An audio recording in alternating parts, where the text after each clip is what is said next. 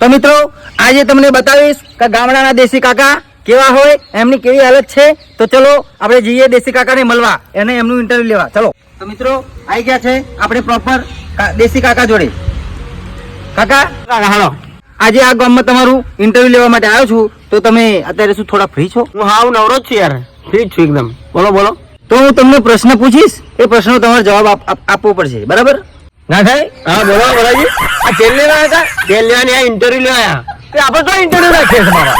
Interview લેવા interview ના કેવા માહિતી આપણે પ્રશ્ન કરો, આપણે એમનો જવાબ આપવાનો. ઓ તારી ઇન્ટરવ્યુ છે બાબા. આટો નવું કાઢ્યું બધું. નવું આવ્યું યાર. તમારા જમાનામાં નતું, અમારા જમાનામાં બધું આવી ગયું. ઓ બાબા.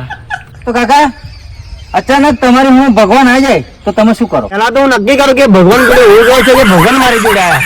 કેમ કાકા આમ બોલો તમે? ભાઈ મારો હજુ હજુ મારા છે એટલે મને કેવું ખબર કે હું ભગવાન જોડે કહો કે ભગવાન મારી જોડે આવ્યા હોય. કાકા તમને પૂછું, પૂછો. તમે લગ્ન પહેલા શું કરતા હતા? હું બિંદાસી ફરતો હતો અને મારું ઢાલું થતું હતું બધું. અને લગ્ન કર્યા પછી ડોશી તો બિંદાસી ફરે છે, પણ એનું ઢાલું થાય છે.